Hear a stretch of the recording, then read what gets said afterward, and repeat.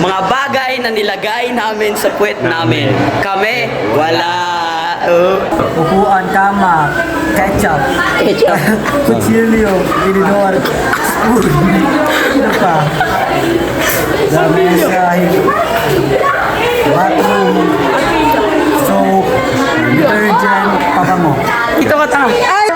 Electric fan, kama, banyo, TV, kutsara, tinidor, plato, pinggan, tasa, kutsilyo, ano ba ba?